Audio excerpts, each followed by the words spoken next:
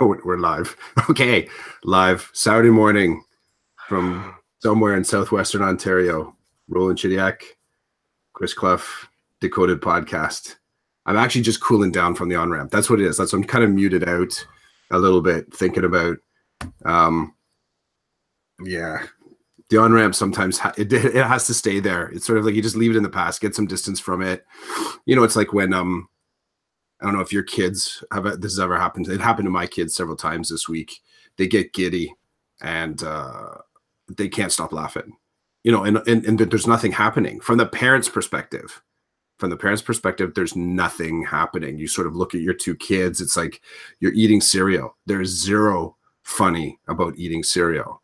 But one of them sort of clinks the side of their bowl or something with their spoon, and the other one just starts laughing and laughing. And you're just like, I get messed up in those moments because I think to myself, should I be correcting them because they're not eating their cereal? And they can't stop laughing. So that's why I felt like the on-ramp was a little bit, it left me slightly triggered. Like I still wanted to sort of play with some of that information. But as we've said in the past, the on-ramp sometimes has to be left just there. Okay. Dude, I was just doing this when you were talking because I can feel the heat from the laughter. That was the best on-ramp in terms of like bringing a smile to my face. Like I just want to laugh for the rest of the day. But a couple of good things that are going to come out of that on-ramp. A couple of good things. The first one is I realize that you're a silo crusher. I just watched a bit of your video that you put together around chasing personalized professional development, and like you kill me every time, Chris. I love your approach. I love right away you start with the little story and then you jump right into the silo.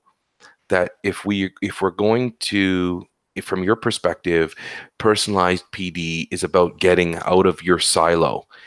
And dude, you're a silo crusher. I don't know where you got that from. I don't know. Maybe it's because it sounds to me, from what I know of you, that all the work you've done in education has been on the periphery. Spec ed, suspended and expelled students. Like you're out there on the edge.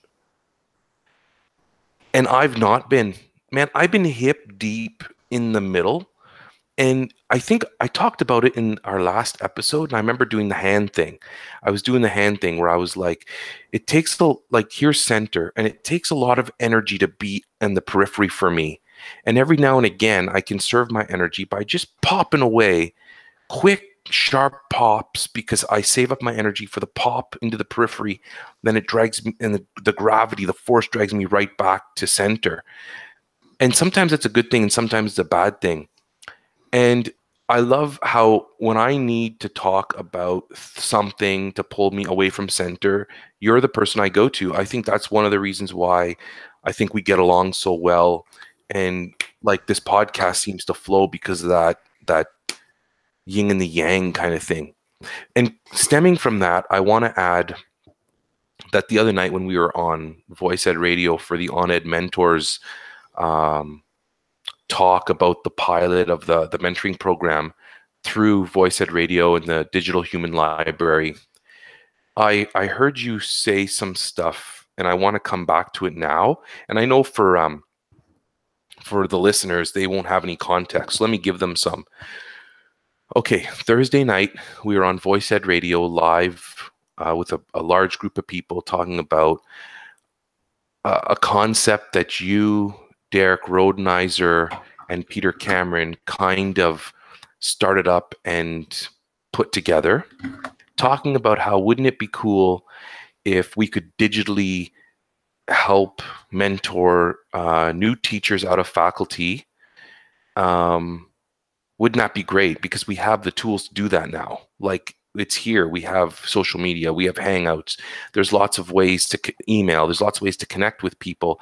We've got this experience. We've got this knowledge. How can we share it out? How can we help people who are like, I'm lost. I don't know what to do. So you guys kind of played with that idea. And then recently, Noah Daniels or Daniel? I think it's Noah Daniel. Okay. Noah Daniel, Lee Castle, who runs Digital Human Library and Voice Ed Radio, decided to actually formally put something together. And so this episode on Thursday night was us talking about like the kickoff of it. And you're one of the kingpins. You're also one of the people who have stepped up to be a mentor, and I've stepped up to be a mentor as well. As we were talking during that hour, you said something about that pre-service teachers never end up with people like you. Like, when does a pre-service teacher end up with a teacher like yourself who's working in a specialized program on the periphery with expelled and suspended kids? And you were talking eloquently about it, and I so wanted to jump in and tell you I know exactly why they don't end up with you. And here I'm going to tell you what I think. I think that when you're in teachers college, they don't want you on the periphery. They want you in the center.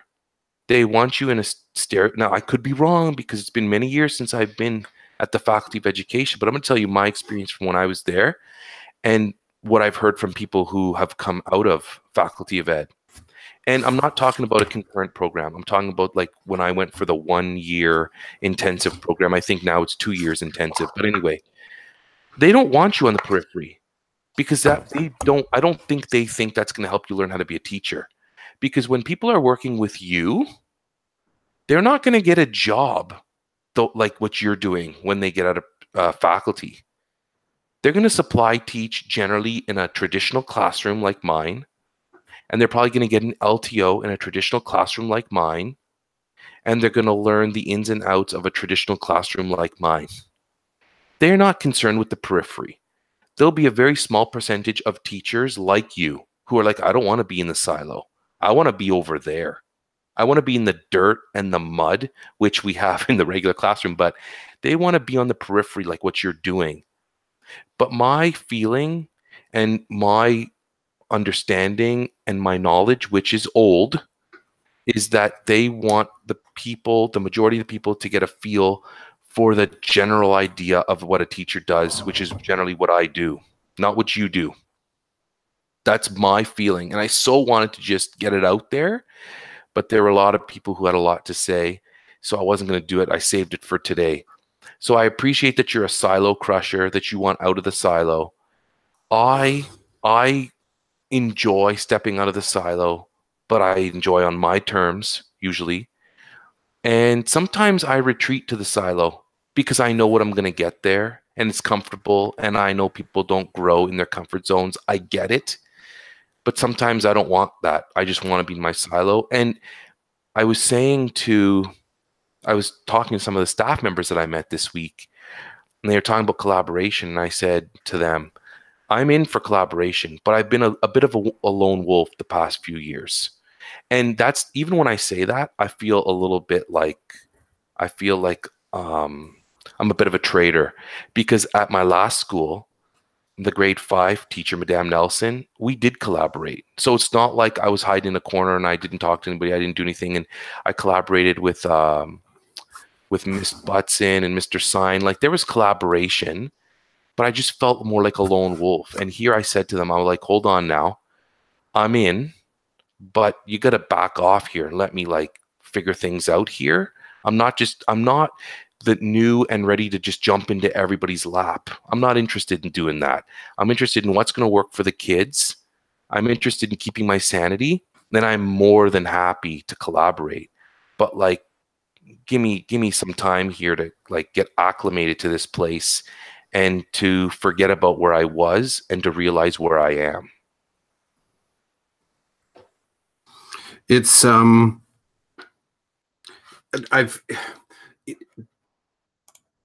the whole conversation. One of the things I wish there were the on-ed mentors is, you know, I have deep respect for the peeps that have all connected with it. I think that the depth of experience there is like decades and decades and decades of varied experiences that are being offered up.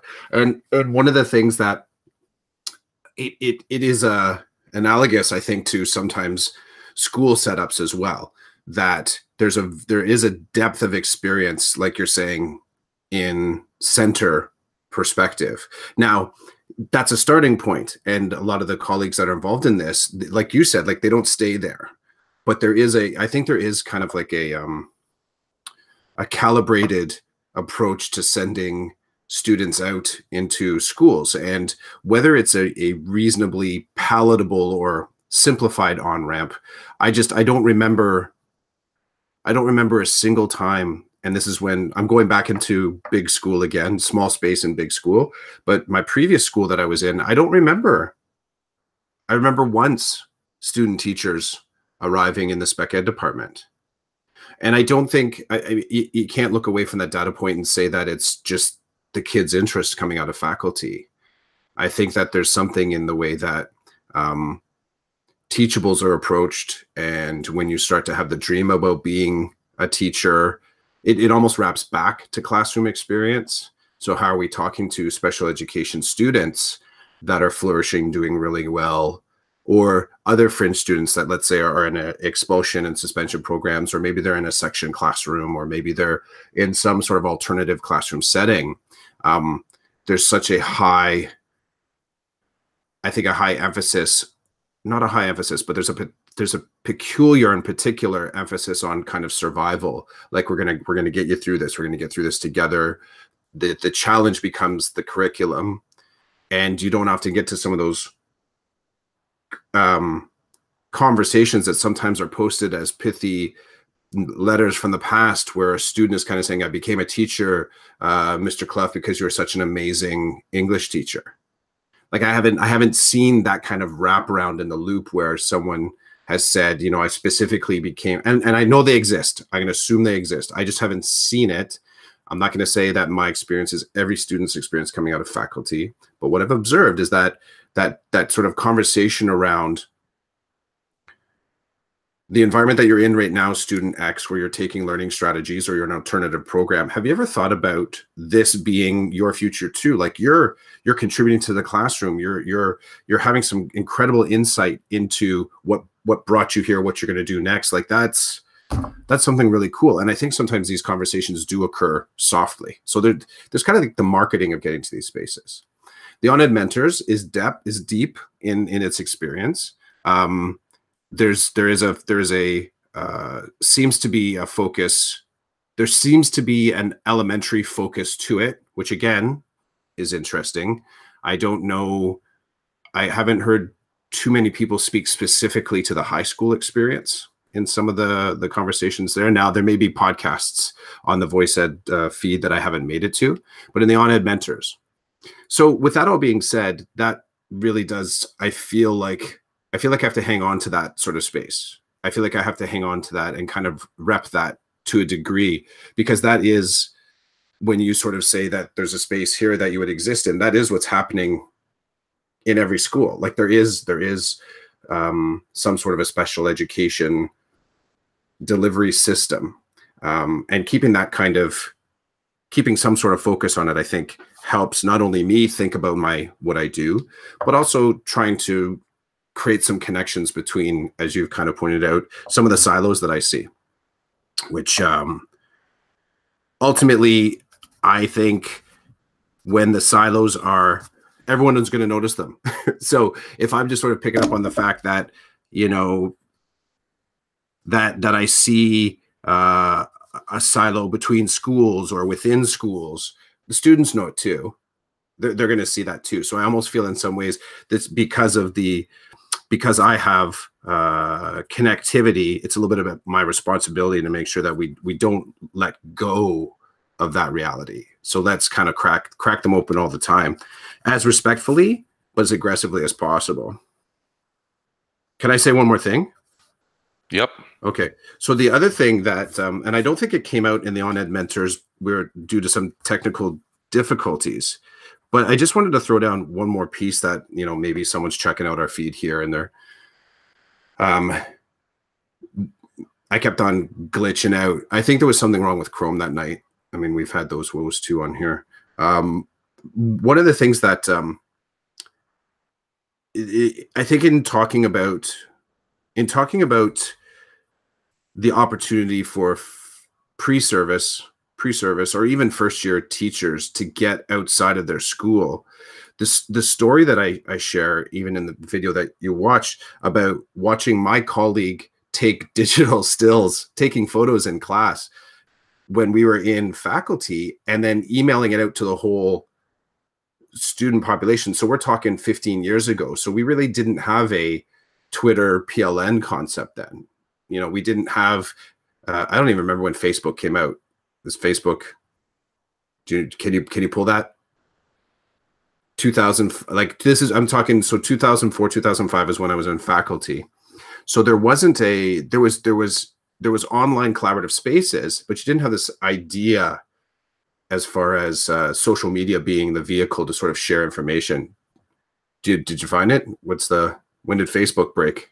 It, according to Google, February 2004. Okay, so there we go. So we're like in that space. Like my buddy, his name was Doug. For him, it came down to not being able to track the lesson all that well, if he had to be taking notes and listening to the teacher. And we had some phenomenal I'm gonna name drop. Like I had this dude, his name was Michael Tudor, and he was like my homeroom teacher for faculty. Phenomenal. Like just what he presented in the classroom, how he presented, how he connected is still a model for things that I do now. But backing off that, Doug would share that out to the classroom. That kind of being a seed point for that idea of sort of being collaborative and digital in our sharing, I think always stuck in my brain. And what it also did was it reminded me of two really important things. That sometimes immersion in whatever's happening in the classroom is at the expense of curation. Because the more we fell into, so the more that he took photos, let's say, clickety, clickety, clickety, click, focusing on that task did take him away from actually talking in class. But his style is he knew he needed to take away time. So he had to sort of look at these things afterwards. And it only took one person to ask him, Doug, like, what are you doing? And believe me, this was a unicorn in the classroom. People are like, what are you doing? Like that's really strange. Stop taking photos. That's so disrespectful. There was some old school mentality there. Well, actually, that was just school mentality. We didn't have a concept yet, the old school, new school, as far as using digital in the classroom. Just a stopping point. Was anybody using digital when you were at faculty? When you mean digital, what do you like? Let's go to a different route. When you went to faculty, do you remember, was anything presented to you on overhead? I want to say yes, but there was a lot of stuff written on blackboards. Yeah, I didn't have, there were whiteboards there. I don't know if it was blackboards. One of the buildings that was a part of always a U of T where I went, it was in one of the older buildings. It was blackboards. Not only blackboards, but the pull down blackboards and the ones that can slide blackboards. Those are the cool ones.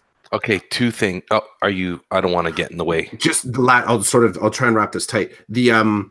So I had one prof, and this was the prof that taught, was sort of like he was an electrician plumber. So he was the one that was teaching us about classroom management. So get this, I had a week-long activity process where we were learning how to use the overhead projector in class appropriately. Now, what's interesting about that, and it's completely anachronistic, but what's interesting about that is that right now, like, they would never happen. You're not going to be talking to one of your sort of student teachers coming, okay, like, here's how you use an overhead projector. But what was really fascinating about that was that it's actually, it is a little bit difficult if you've never used one before. Getting used to how do you write on it? How do you not block the actual, the bulb, the projection? How do you keep an eye on the classroom? Keeping your resources organized, you do setting pens on the screen, inevitably one's going to roll off. Like, how do you, the embarrassment versus technical aspects of it. And I see that very much as like some of the same discussions as how do you set up the LCD projector? Like, don't unplug the plugs, don't move the cables. And now we're moving into different spaces where the kids are sitting in the desks with all their technology right there. So when I talk about that sort of like strange kind of,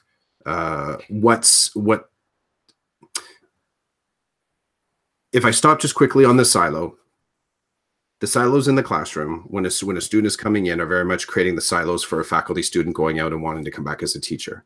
So if you came back and you thought your whole world was English, and you thought that that was the thing that is going to make you a better person, somehow it gets in your head, maybe you become a writer, maybe a teacher, maybe you become some sort of like a journalist, something like that. So you get it in your head the way that it's marketed. It's no wonder to me that when teachers come back, they think that the core is where you come back to. It's not surprising to me. Second, you address silos.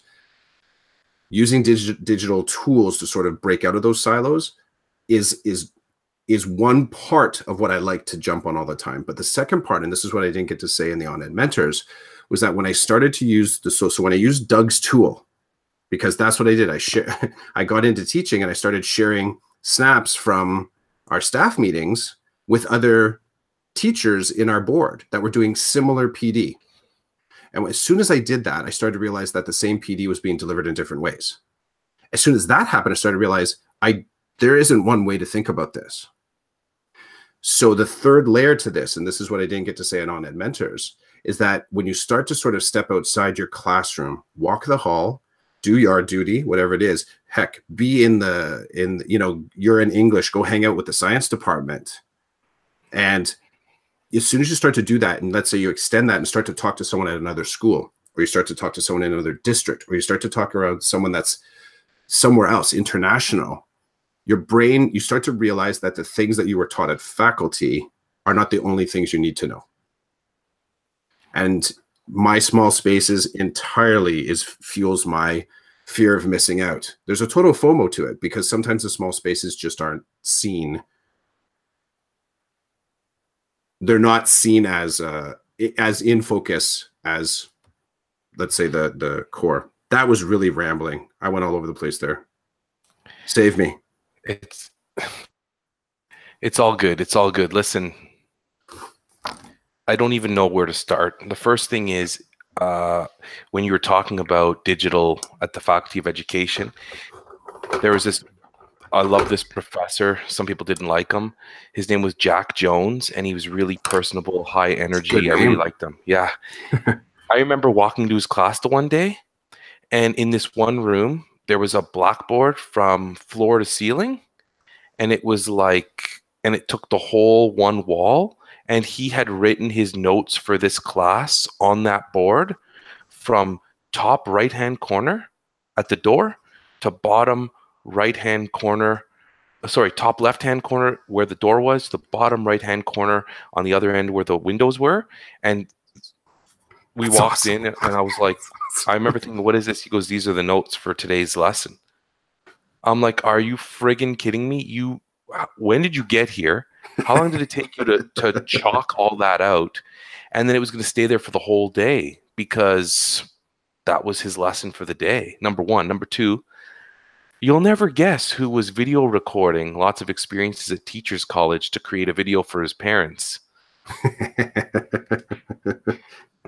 Which kind of brings a smile to my face because, man, I when I think of makers and I think of like people working in digital and media and stuff, I don't give myself enough credit. I don't remember, like, it kills me, how not just me, but a lot of people might bring themselves down by not referring to things they've done. I was in 1999 and 2000, I was making videos with a digital camera, like a video camera in Teachers College. I've got the tape somewhere here. It's on VHS. Awesome. And I remember I would record footage during the day, and then in my break time, I would go to we had this amazing media type library at the Teachers College with all kinds of computers and stuff, and I would just connect everything and start working on the video. It kills me because now I think I'll be the first one to tell you I'm not a creative guy, but I'm starting to rethink these boundaries that I'm placing on myself, which is absolutely ridiculous because I can be whatever I want to be. People can do whatever they want to do. And it's this mentality that people box. It's the silo, man. It's the silo. I even place myself in them. I place myself in the I'm not creative silo. But I've done creative stuff. So what am I doing? Why am I doing that? Where's that coming from? Right? I'll deal with that later because right now I'm dealing with the whole racial identity thing. as you know, and I don't know if you're sick and tired of hearing it come out of my mouth, but I'm hip deep in that silo right now, and I think it's because it has a lot to do with me as a person, as like a human, and I need to sort it out. And I was talking to my buddy yesterday, my buddy Carlos. He's an elementary school teacher in Cambridge, really good guy. I was telling my principal yesterday when I saw my principal, he said he was going to go golfing, and I'm like, oh, I'm going to meet Carlos for lunch.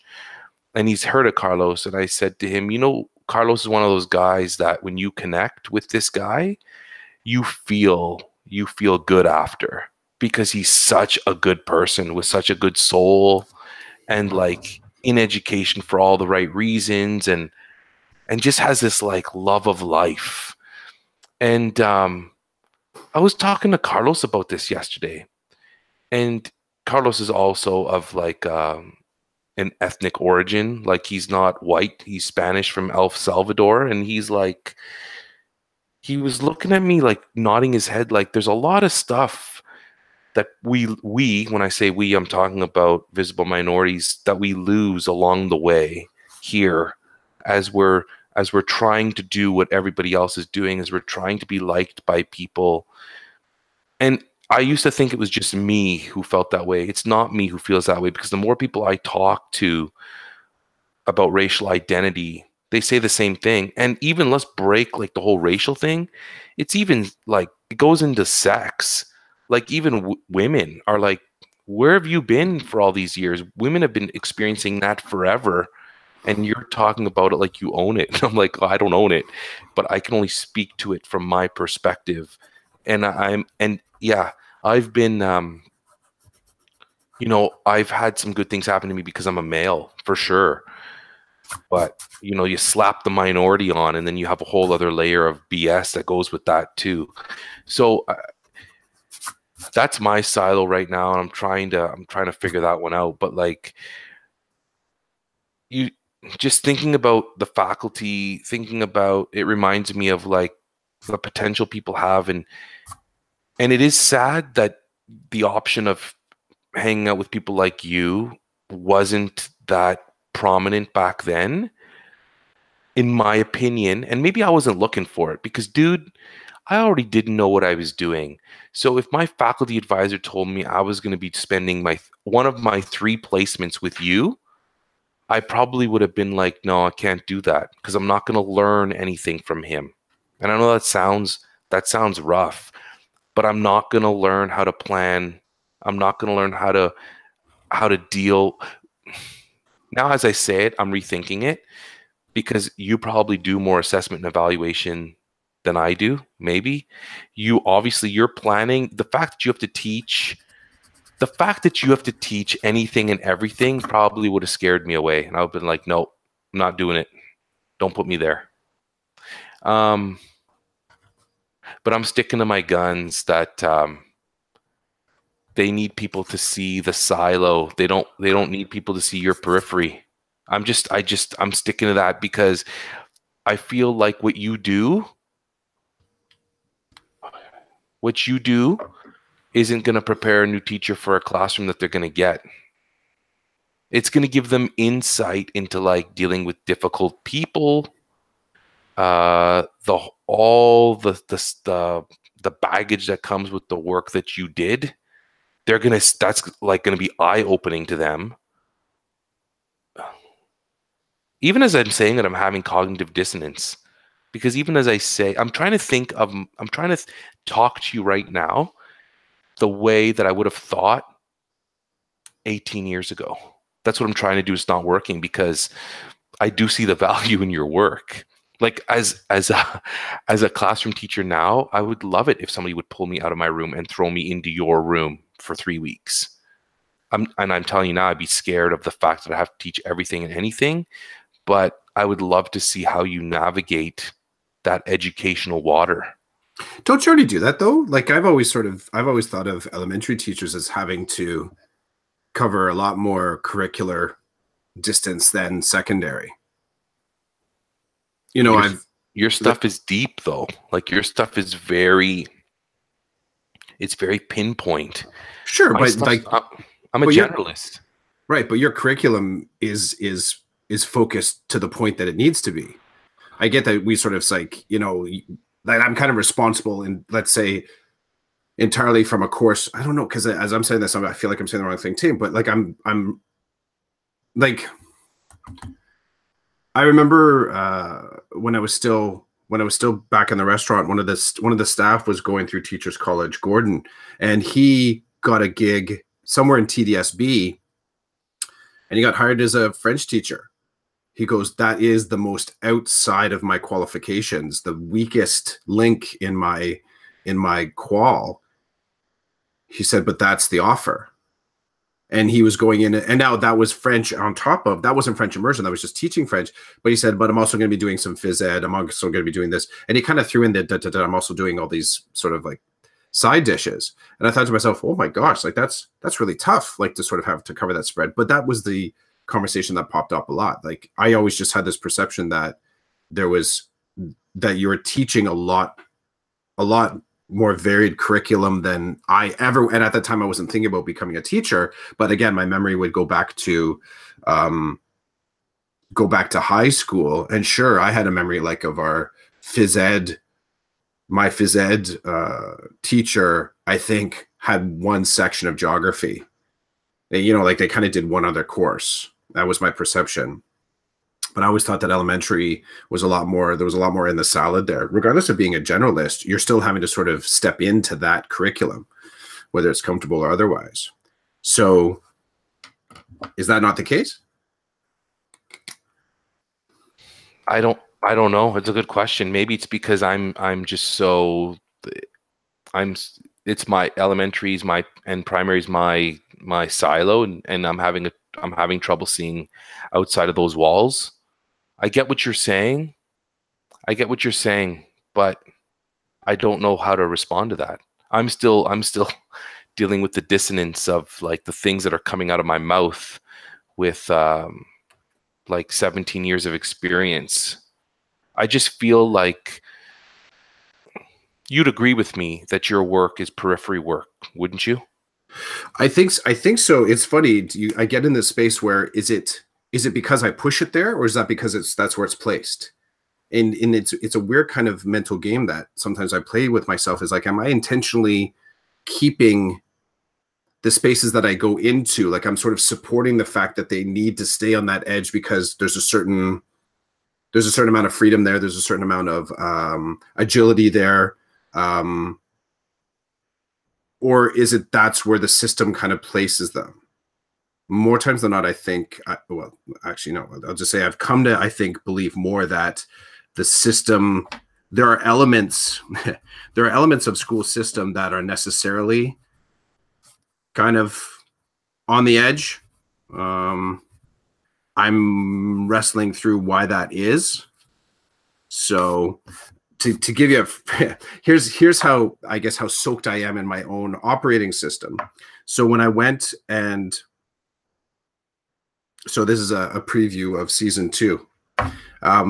So when I had a pre-meeting with some of my colleagues that are going to be a part of the ASD program that I'm stepping into, one of the questions that I asked, so there's a whole lot of structural pieces that are in place. I'll say specifically with this program, but also in the teaching and mentoring and facilitating a classroom with students that are on the autism spectrum. There's technical pieces that I've kind of dipped my toes in the past, but never had to full account create a framework for. So that's some of the contemplation that I've had over the summer, taking a couple courses in this, getting familiarized in it. So I'm pretty heads up as far as what I'm stepping into. I've met the students that'll be part of the classroom, but I'm still not entirely firm in what my program framing is going to look like. My marathon of next week, when I start to look at the class roster, and then I have to decide here the pieces that are going to fit, and also collaborating with my colleagues. One of the questions, though, I did ask them when we were talking, part of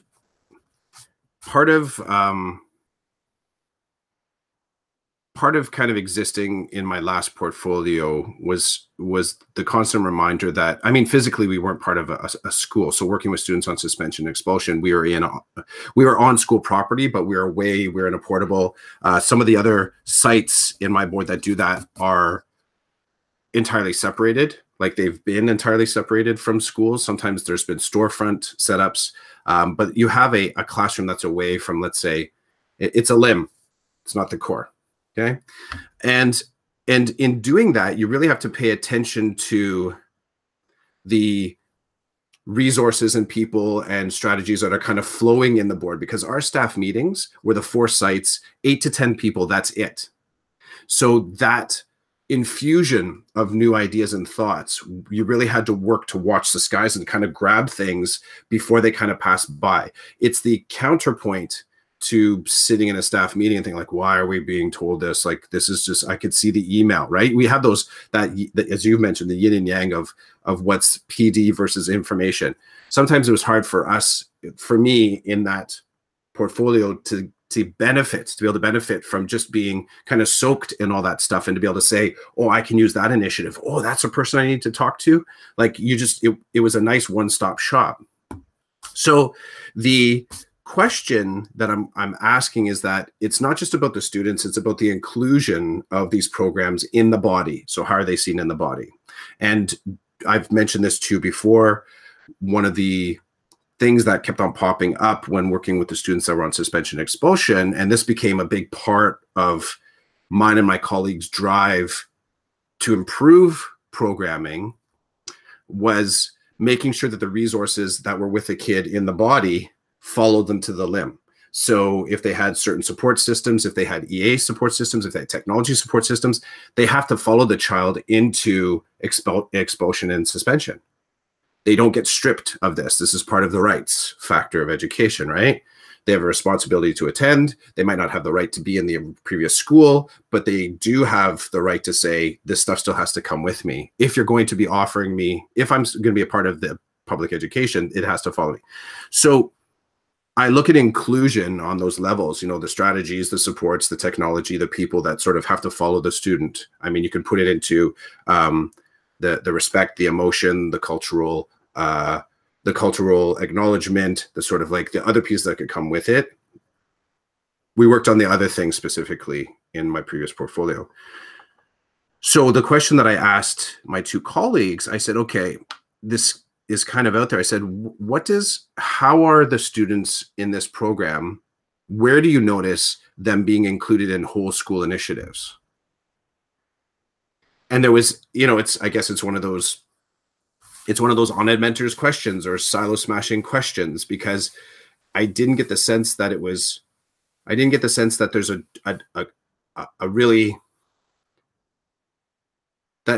a considered kind of response to that. So for example, you know, someone that has, let's say a comorbid identification of something on spectrum, as well as anxiety or something else in the LD, like to sort of say, and maybe they have, as far as their sensory tolerances, they might not want loud spaces. There's a lot of different sort of like pieces that could be a part of a student that is in a community classroom or supportive classroom that also has autism. So to sort of say, let's just move the whole classroom, we're going to take them into the cafeteria for a big get together because there's something happening around a celebration time. Well, it takes some kind of mapping out for that to happen. So me asking the question though is revealing, is because to be excluded isn't a plan. That's not a plan. To be considered and to be planned with sounds a lot better. And then you sort of get to a space, well, this is going to be like a kind of like there's going to be a lot of strobe lights. There's going to be a lot of high rock music. It's kind of specific. And then I would still ask, well, how could my students play a part in that somehow? How are they being considered? How are they being seen? So I forget where I started with this, but the idea of moving in some of those fringe spaces, I still don't know. I don't know how I latched onto this. Let's go back, faculty. I don't know how I latched onto this. I will say, as a formative piece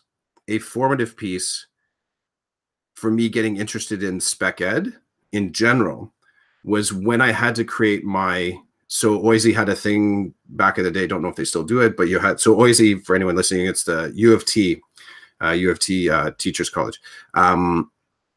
You had to design your final practicum. So you had to go out and find a placement for yourself. So I volunteered, which is what is kind of like I volunteered at the school that I ultimately got hired at. I volunteered in 2 different spaces. One, get this, I volunteered in my spouse's class. So she was a part of a program. So she's a drama English teacher by training. She was in a program called Target, and she was doing communication skills training. It was like public speaking for students in grade 11 and 12. So that was her kind of package. And they did stories and speeches and did the announcements. Like it was, there was an identification on the students. So they were spec ed students. Quite a few of them had a behavioral component, and it was completely managed by David Freeman. So one of my early mentors, he was the vice principal. That was his thing, keeping track of this program. So when I came in, he said, so part of me making contact was through my spouse, who was already teaching. I already knew some of the teachers because she had a social circle with them. And in connecting with them, I somehow was permitted. We had 2 different names at the time. Actually, I guess we still do. So I was Mr. Clough and she was Miss Fogelman in there. So students didn't know, right? And then I would leave her class and I'd have to walk past spec ed department and their classrooms. And one of the first people that kind of said, "Hey, how you doing? Who are you?" was another instructor, Lee Haynes. And she ultimately ended up becoming my 3rd mentor at that school, and spec ed kind of stuck. Now, the funny thing is that both of those spaces just kind of work with hospitality. When I started working in spec ed, and this has happened in other contexts too, but I met a lot of my staffers in spec ed for a myriad of reasons. But I felt like I knew the adult versions of some of these students in high school. You know, I think in some ways the kids in high school, for me, they were a lot closer because I was working. I mean, the restaurant that I was at, we had 16, 17-year-olds, we had 18-year-olds there. So working with some of those students, I felt like I sort of saw them in their next phase a lot clearer. And that kind of got it under my skin as far as working in the small spaces. But I always felt like, and I still feel like, the body needs to be reminded what the hand's doing, so that so the ideas, it becomes less about resources now. I think it's funny. I think resources are easier to come by. It's the planning and the ideas that sometimes are a little bit harder to come by. As in, if we're designing, well, it's like the question I asked you about your classroom, the box that the classroom is it taking into account the actual sight lines of the actual individuals coming in there, or is it just a box? And that's an idea, right? The resource is easy, build the wall, build the space. But having the idea that you're thinking that one out is something that small space teachers, I wonder if they feel it as sort of frequently as I do. Dude, you power packed that. There's a lot there. But I'm gonna jump on something you said at the end. Mm-hmm. I survived going into my classroom and moving in. I survived.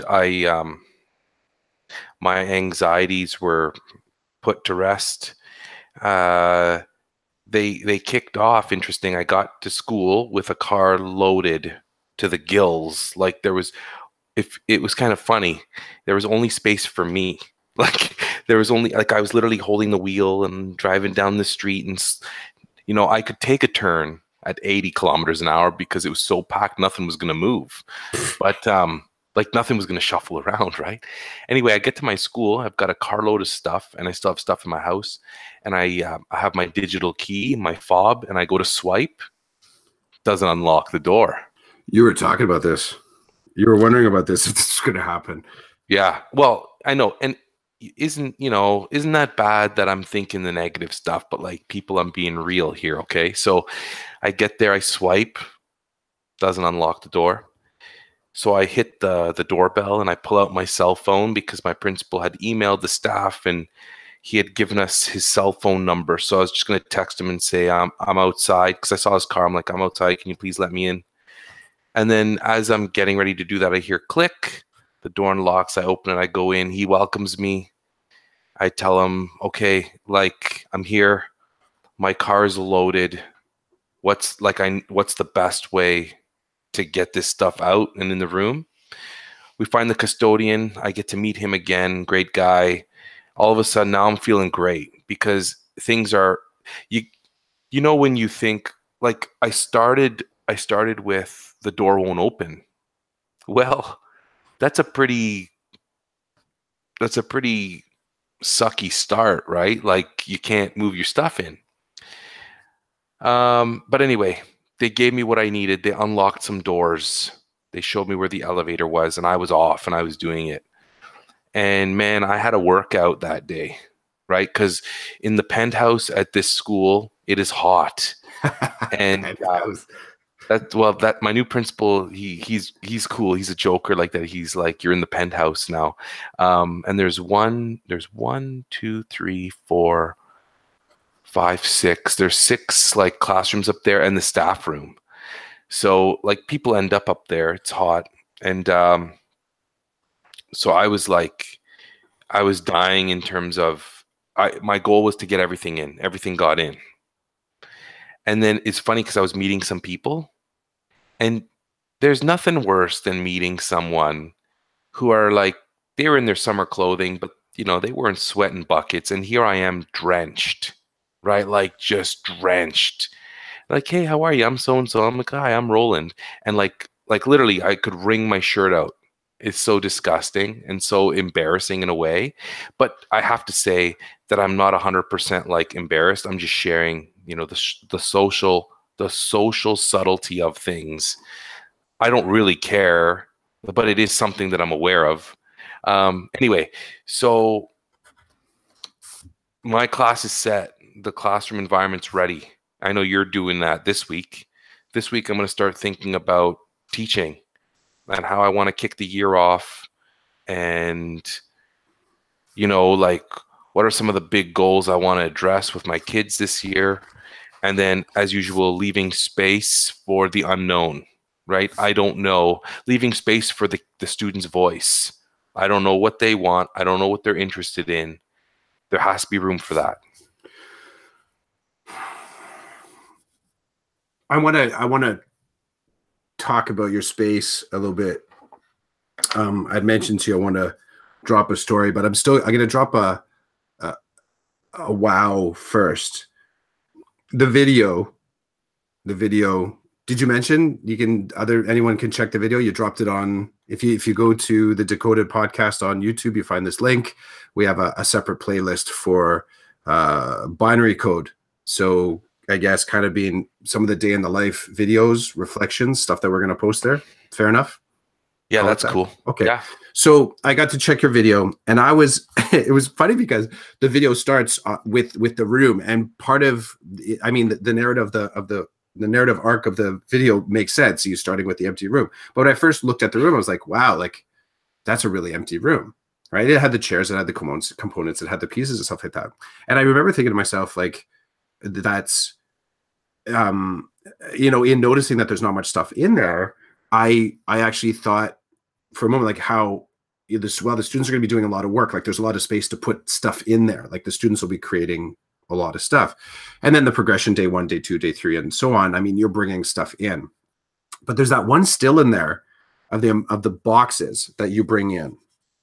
And there's part of your comment is, yeah, I still got some stuff in my garage. And I'm shaking my head. Like, I don't think, like, okay, so let's use it a different way. If that hadn't been stored at home, all that stuff, right? Like, it looked like you're moving into a bachelor pad. There was that much stuff there. But if that stuff hadn't been, let's say, brought home for storage, let's say your transition aside, if you hadn't brought home this stuff, what would have been the reasonable alternative for all that gear? is, and I think that I don't think that, non-teaching folks would ever, when they might not care, they might like, well, do it. I mean, that's all the stuff you need. But if that's the amount of stuff that's necessary to, we have to look at I'm sorry to jump in, but we have to look at the context. Okay. First of all, you're killing me over here. Thank God for the mute button. Because my last laugh there was guttural. Okay. The Bachelor bed. Listen, there's two things you need to know about me. Number one, as a primary teacher and as a junior teacher, I guess just as a teacher, but I'm boxing myself again. It's important for students to have access to texts, to reading material. I read research once that said like there is some kind of correlation between like the number of books in your room that are there for kids to read and look through whatever. There is a relation with like the love that they'll have for reading or something like that. And I'm not a big lover of reading.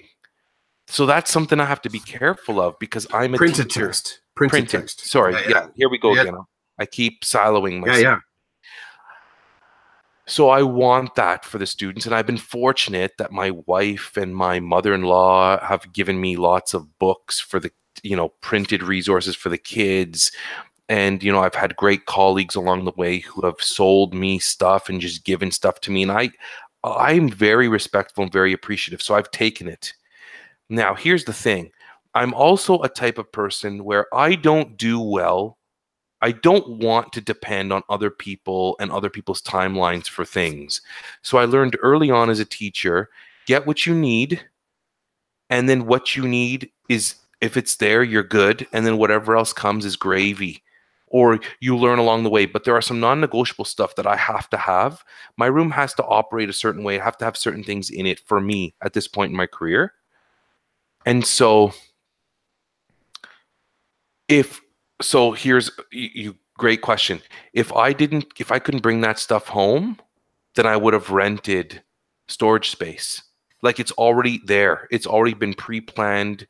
Everything, it's been there for years. If I was not able to bring it home, if I didn't have any place to put it at home, then it would be, it would go to a storage site. Now, let's add a little bit more crazy onto Rolland here. So not this school, but not my last school, the school before that. Holy cow, this is, okay.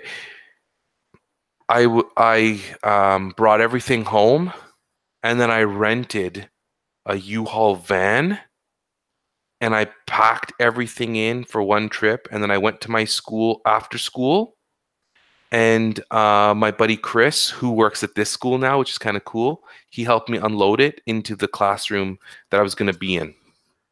Like, I don't play games when it comes to my stuff and where it's going to go. I don't play games. It's non-negotiable for me. For other people, like I met one of the new teachers in my building yesterday. When I was leaving, she was coming in, and she was like, she looked at my room and she's like, oh my God. And I'm like, no, don't do that. Do not do that. That's the kiss of death when you compare your beginnings to somebody else's middle or ending. Don't do that. I do it too, but you got to get off that cliff. She's like, I have nothing. I'm like, don't worry. The people here are pretty cool. I've met some of them.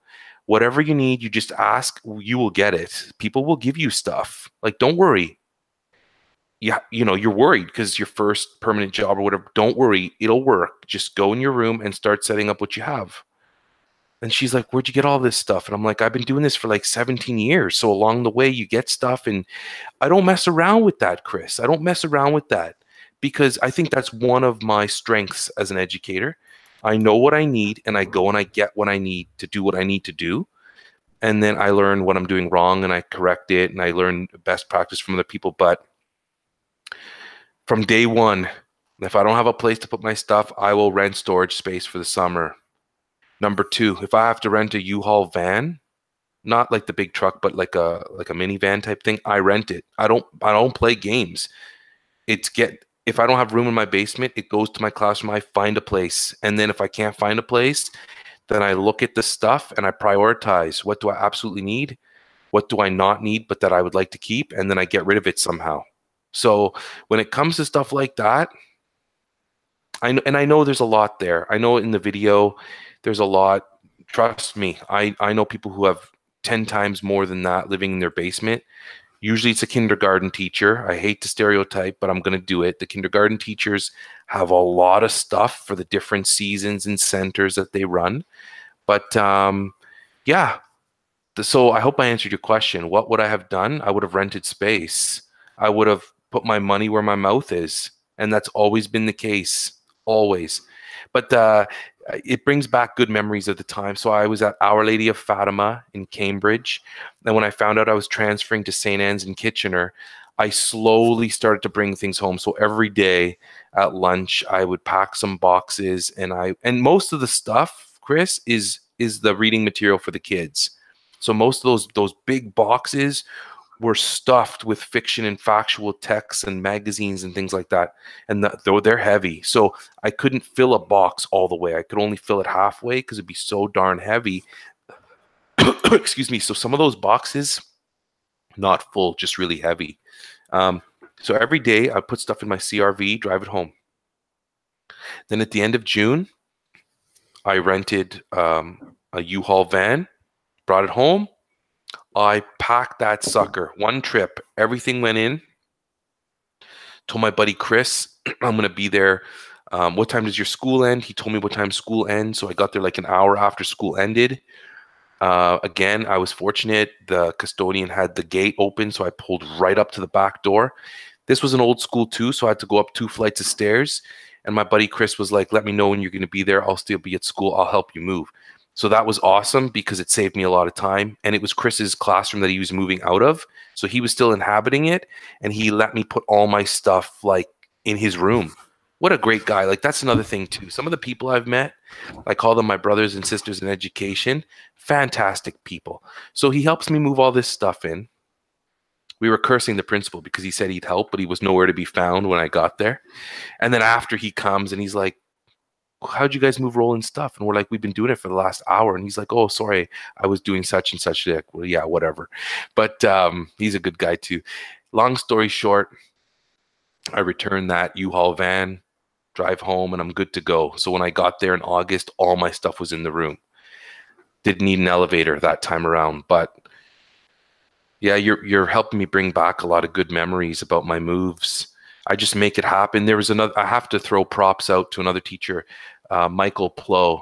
He was a French teacher. He helped me move from St. Michael's in Cambridge to Our Lady of Fatima in Cambridge. I remember him saying to me, let me know when you're going to move your stuff and I'll put my seats down in my SUV. And he helped me move my stuff into the gym for the summer. And then when I came back in August, I just moved my stuff from the gym to my classroom. So thanks for that.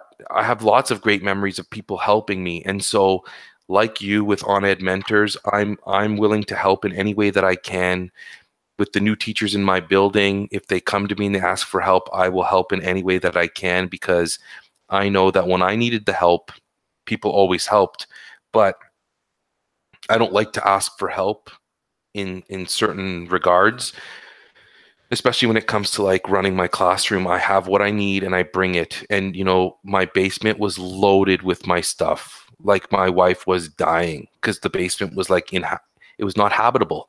My son would use it to play his video games, but like the nice basement that we designed was filled with all this stuff. And I had it in 2 corners and it took up a lot of space and it was not attractive to look at. You know? What would you do? What would you do if you had that type of stuff and you had like, would you just leave it at a school or would you pack it up and bring it home? It's funny because my experience is so different. It really is so different.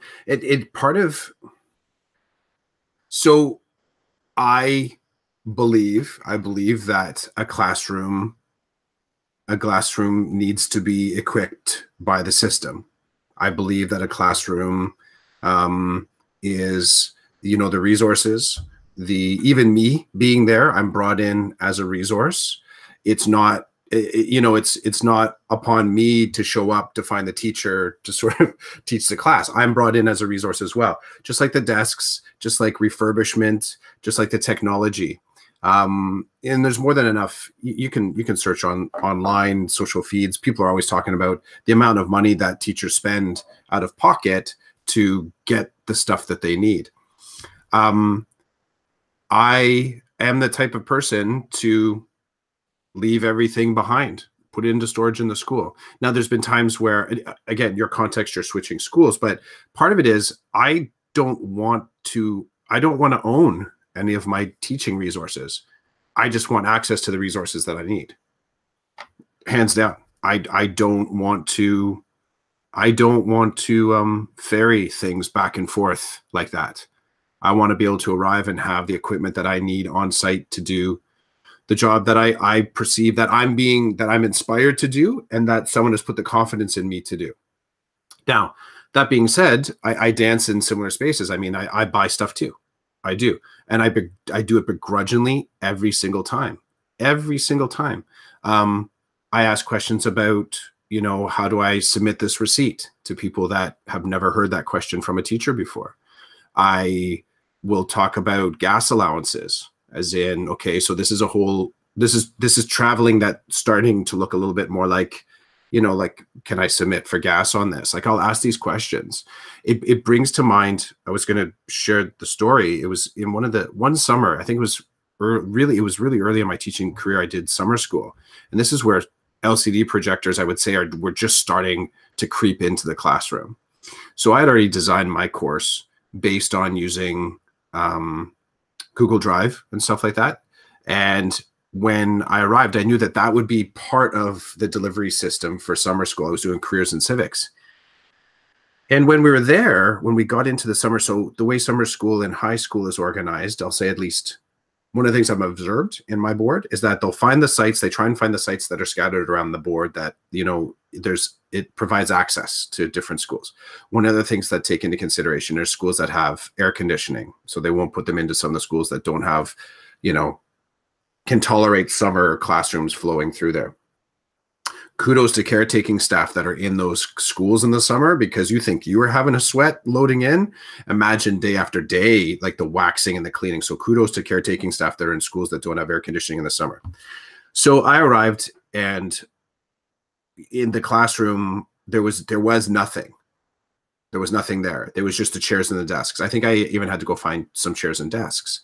And I asked the question, I was like, well, okay, I'm going to need an LCD projector. Now, this was also part of the conversation me coming in. Like, I had actually sort of made it kind of known. The timeline between being hired for summer school and starting summer school is it's slightly protracted, but it's kind of a quick turnaround. There tends to be 3 or 4 days at the end of the school year, and then right away you're into summer school. It's also a principal and administrative staff that might not necessarily be from that school staff. So it's kind of like everybody is kind of shipped into the school.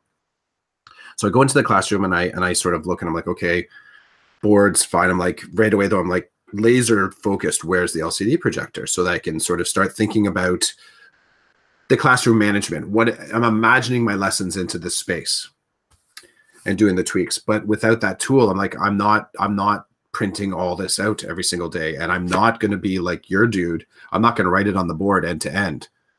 That's not how I'm going to be coming at this. So I went back and I spoke to the principal and I said, look, there's no technology in the room at all.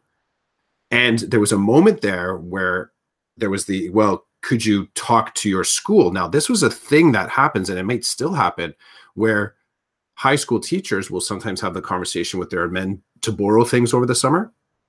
And I'll say full out, sometimes that's what would happen. You would sort of borrow your textbooks from your home school. You'd be bringing resources from your home school to your summer school.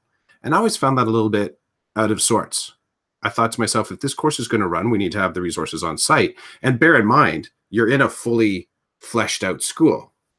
So you're going to do summer school in a school in your board that likely has all the resources that you need. But there's never any really good conversation about summer school coming in and using the resources of that school. So the short of it was, the principal that was running summer school had to get in touch with the staff of that school, the heads, and the heads had to come in and kind of help have a look for stuff and unlock stuff because things were squirreled away. But I got my LCD projector.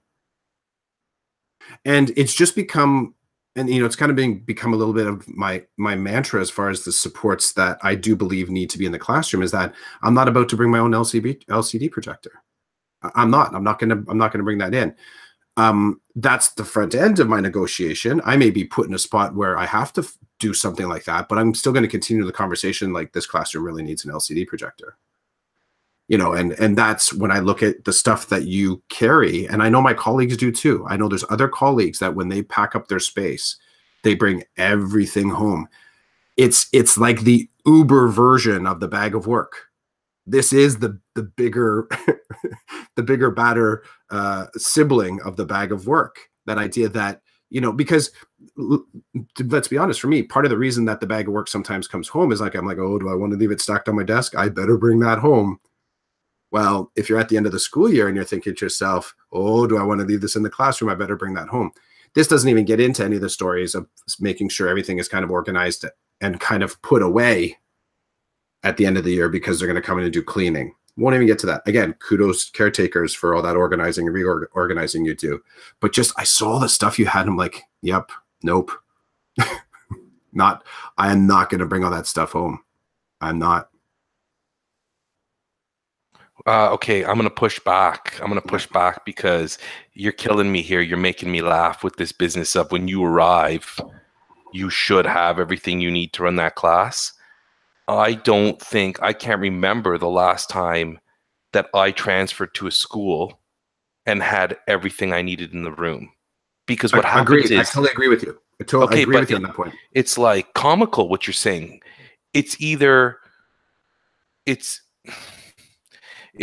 the person that was in before me, there was nothing there either, or they bought their own stuff, and then when they left, they took their stuff, which is fair because my last classroom, dude, I got an email from the teacher that's going in my last classroom asking where stuff is. I'm like, I owned it, therefore it left. What is available to you for this curriculum is hiding in this corner. See, that's the cycle that once I pushed back. Yeah.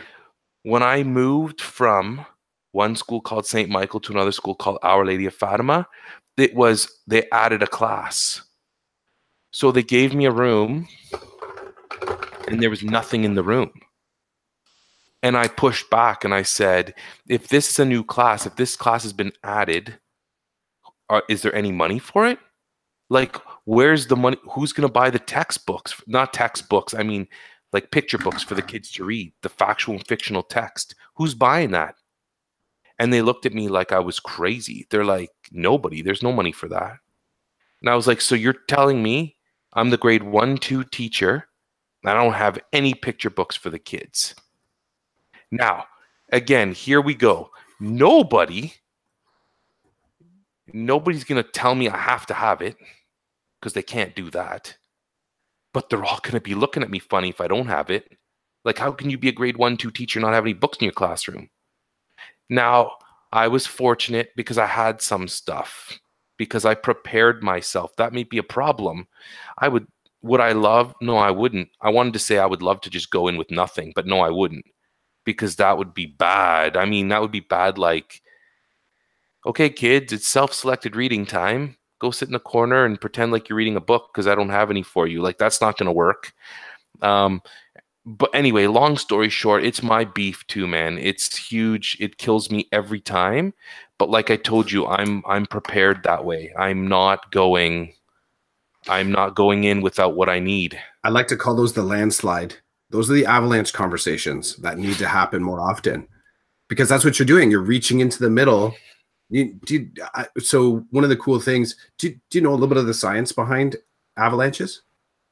Not really, no. Give you a quick one. It's a great sometimes analogy for education. So part of what happens, one of the things that can happen with avalanches is that depending on the layers of snow that fall down, okay? So you have layers of snow that fall down, and you end up having one layer that is less stable than the rest, but it's just holding on to the sandwich layers, the cake layers, however you want to imagine it. And what ends up happening is sometimes that downward pressure liquefies that layer. And as soon as and again, overall structure can hold it together. And when we talk about sort of like landslide or avalanche, you end up this idea that there's one layer that's kind of holding the whole thing together.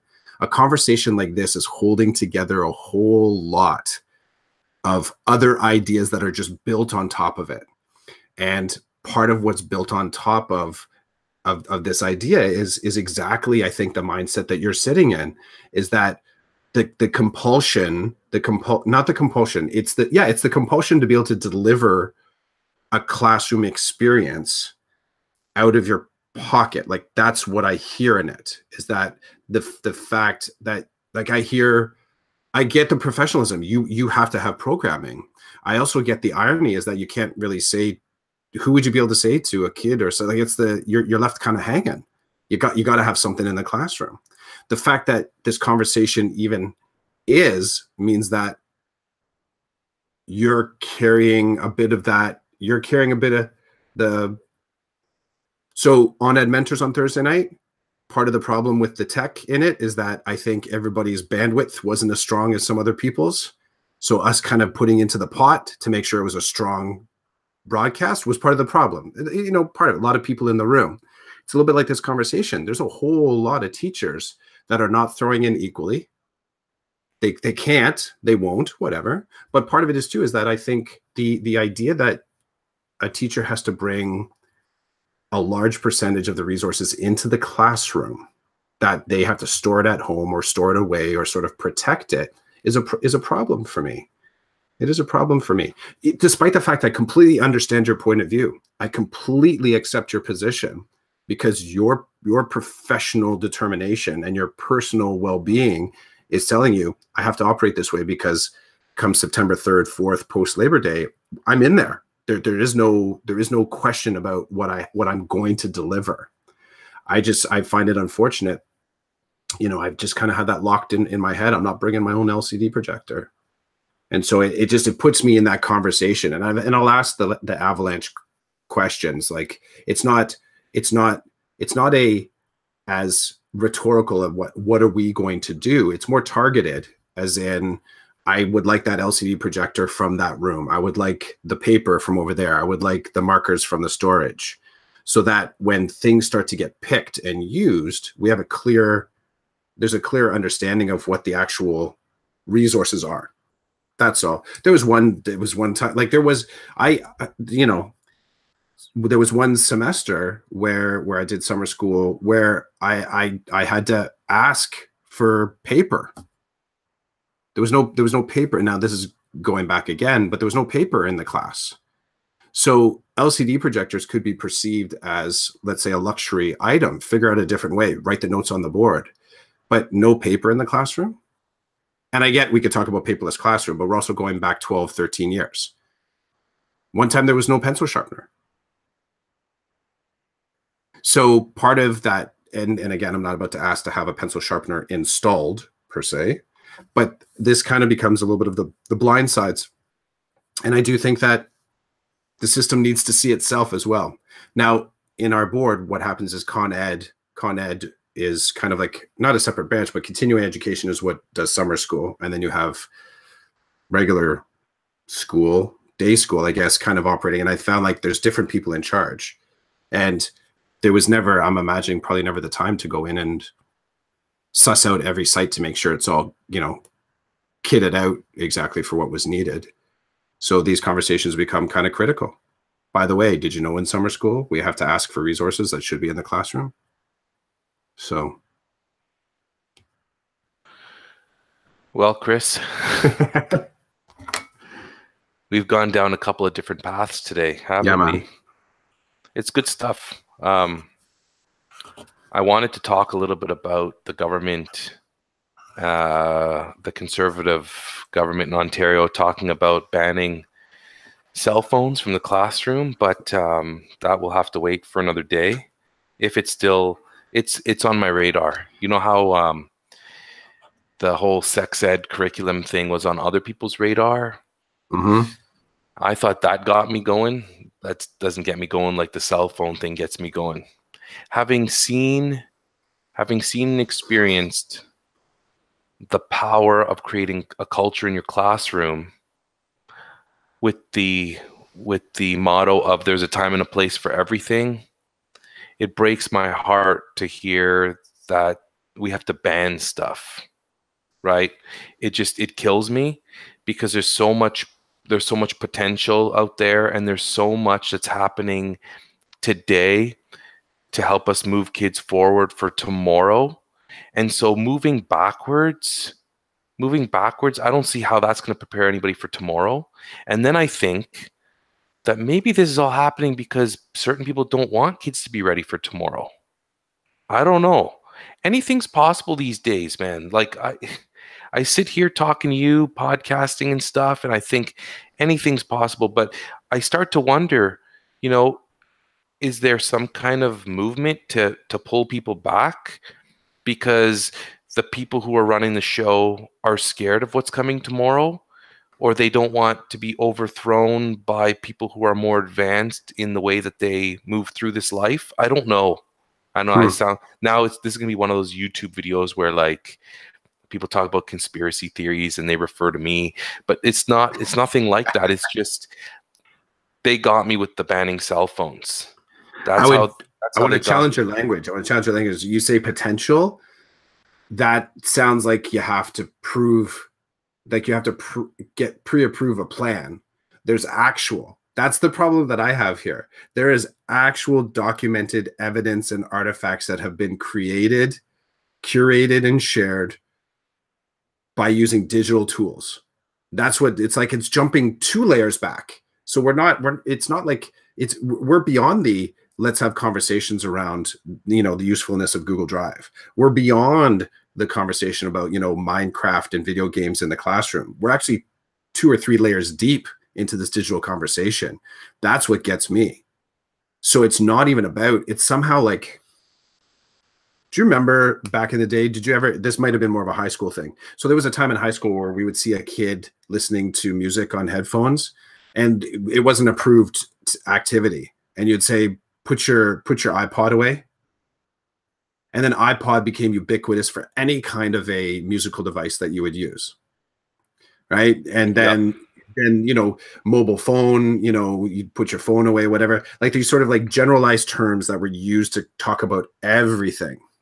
That's what I feel like the classroom and the mobile phone, like I'm surprised they didn't call them like, flip phones in the discussion. Like we have to keep flip phones out of the classroom, which I would probably agree with. If they actually were saying keep flip phones out of the classroom, I'm like, yeah, that's just purely a communication device with someone that's not in the classroom. But anything that sort of is now part of the smartphone, which we don't even often say smartphones anymore, like it's not as, it's understood, but it's not as commonly used anymore. We don't even say smartphones. We're going to say devices. Like we've broadened it out to this whole idea. So to hang this whole conversation on phones in the classroom, which will end up having some pretty detrimental sort of roots dug in if they decide to say, well, yeah, we're going to wholeheartedly ban them. I'm like, it's like I think how many of our systems would just crash? And here's I know my world is not built around me going to a bank anymore. I have to be able to I do things online. Could I? Sure. My world is not built on being able just to walk to my local school for work. I need to be able to put my car on the road and drive somewhere. There's a progression here that I don't think can be put back in the box. And the idea that this discussion is even popping up, like, that you have to pull them wholeheartedly out of, it's just so misdirected, so misguided, so wrongheaded. But because of the layers, because there's actual evidence that this stuff works. Okay, that's cool. That's fair. I appreciate you going there. I wasn't going to go there just because I'm being a little bit conservative.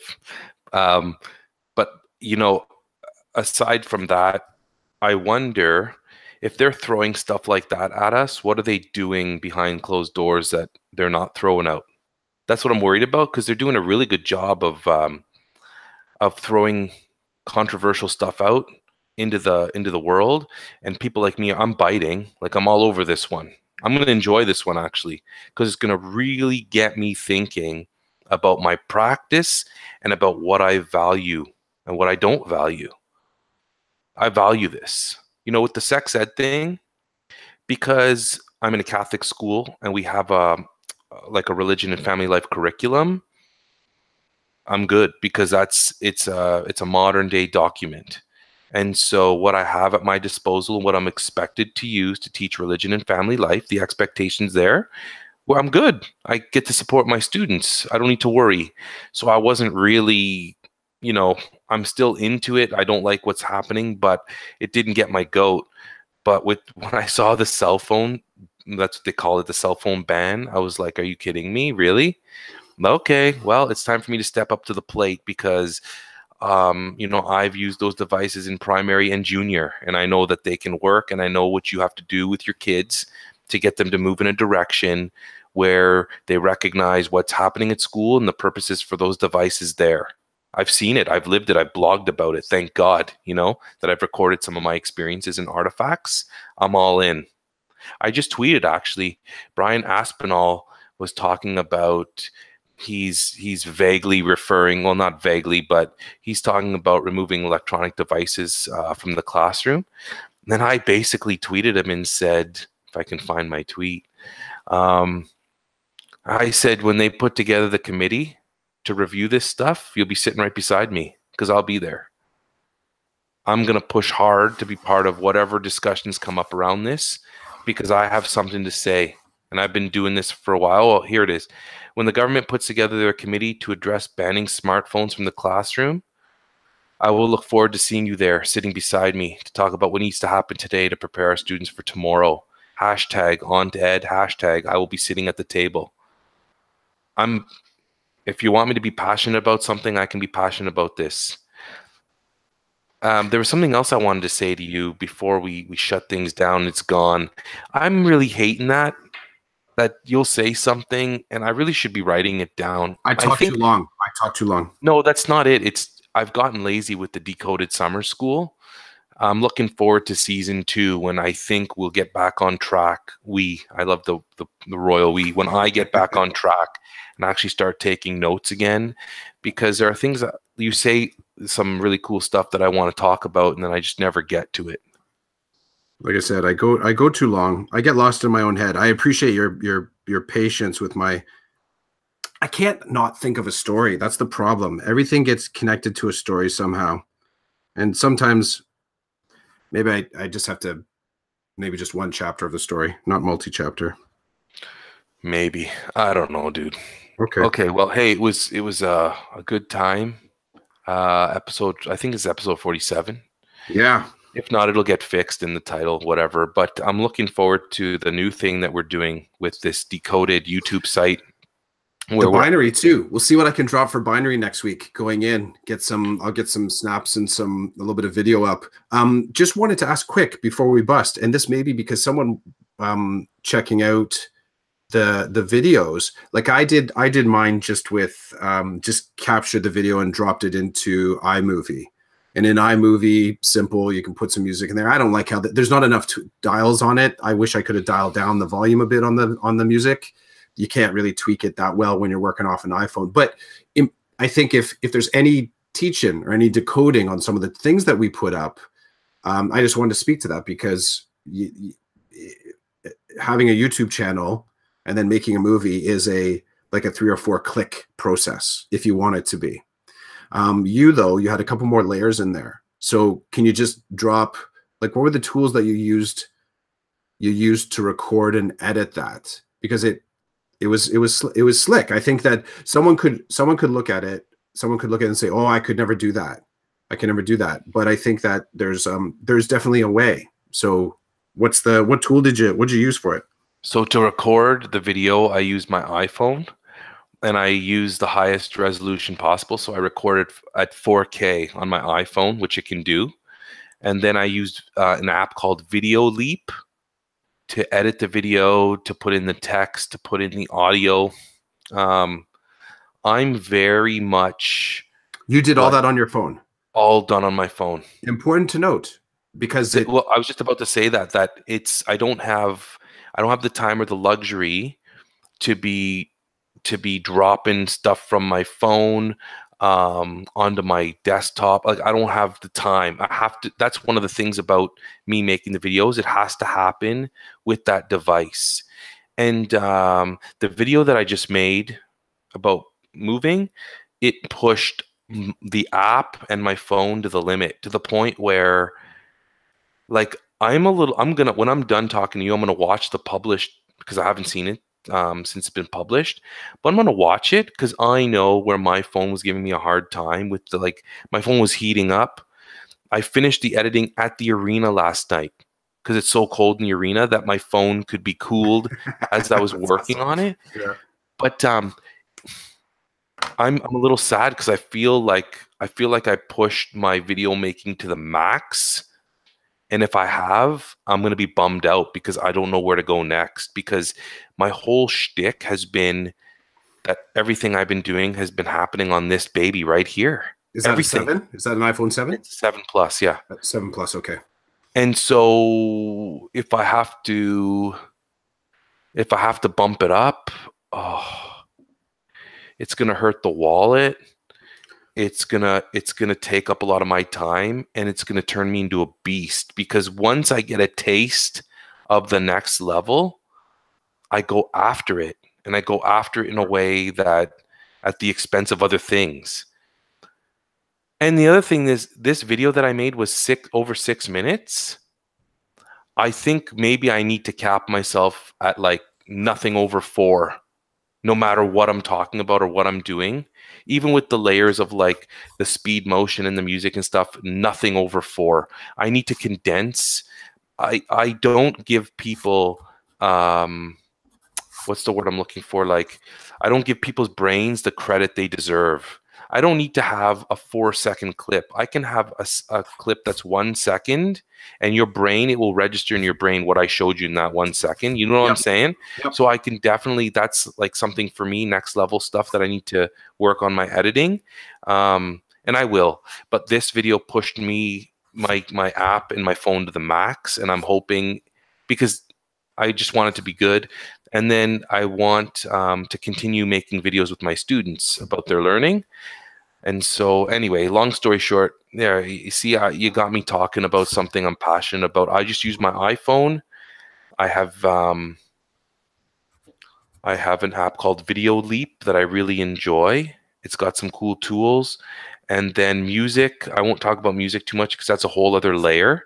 I could do like a half an hour talk about where I find my music, how I get it on my iPhone without having to pay for it. But maybe that's more of a direct message kind of conversation. Yeah. But I'm loving that you're putting stuff in there. When I saw that you had a video, I'm loving it, because I think that our podcast, Decoded, is one thing, but I think, and as you know, I've talked to you a lot about this, I've had some ideas about things I want to get out of my head, and I don't really have a place to put them. Like, my regular Gmail account it's not a place for my educational YouTube rants, and my school Gmail account is a place for my students. That's where I publish videos that have to do with students and their learning and their experience. And so I don't want to muddy the waters there and have my stuff there. It doesn't belong there. So I love that in Decoded, we created that playlist called Binary, which is awesome because it's either you or I posting videos for all the computer science geeks out there. And I hope that you continue to populate. Like, I don't care. For me, the videos I make, for me, I'm loving the whole process. But when I was watching a bit of yours with the music and just using your phone, I could hear you well, even though the music was there, and the video was good. Like, it wasn't choppy or anything. Did you get seasick at all? It was a little. I realized I got to stabilize it a little bit, but that's. I was actually. What I was worried about was that I felt like I was laying down, looking up. Yeah, I gotta adjust. Well, and that's the small tweak, right? It's just getting the hand up. I was being lazy, and I actually tried to figure out. I was actually sitting at one point, and I was just going to hold the phone off to the side, and the line was great. The line was great. It was like right on, but then it's like I got to find lighting now because the light's behind me and it's flaring out my light. Like, it's that you start to look at things and realize I can fix them if I do this thing. I'm like, okay, I'll walk to the other side of the parking lot and I'll stand there. I will tell you that was a native app on the iPhone, and it was heating my phone up. So I've got a 6. So I know that in September I actually am switching phones, and it's likely I'm going to move to an 8 Plus. So yeah, we'll see if some of those things change. Because as you're saying, record in 4K, I'm like, yeah, I can't do that on my phone. It must have been something that's with the 7. But even I have to say, I know I'm losing. Like I know when I go to Video Leap, I tell it when I create the video, and then I want to move it from the app into my into what I don't know what you call it on the phone. It's camera roll. Yep. I tell it I want you to download this at 4K. But I'm sure somewhere along the way, like when I'm uploading to YouTube, I'm not getting 4K resolution. And you upload from your phone? I upload from my phone, but yesterday it wouldn't upload from my phone. Okay. It was giving me a hard time. So you're making sure you got Wi-Fi then? For the first time that I've made videos with this phone, I had to literally drop the video from my phone to my laptop. Yep. Then I had to upload it from my laptop, and that broke my heart because my whole thing has been I do it all from my phone. Yep. So that's the thing. Maybe it was over a gig. It was a huge file. Yep. So I'm thinking if I want to make like a quality in terms of video, like the picture and stuff, I want to continue to do it at a higher end, then I need to make it a shorter video. That's all. I'm going to mess with that. Maybe I know the first videos that I have will be on the 6, and then eventually I'll have stuff that's popping off from the 8 just because there's no more deals left on the 7. So, but that's another episode. That's another episode. Okay, well, thanks for anybody who was listening, Chris. That was a good one. We have one more episode, and then we're both back to school. So next week will be the back to school episode. You'll probably be talking about your dreams. I'll probably be talking about my lack of sleep, and that's how it's going to go. So have a good one, buddy. Take care, man. Yeah.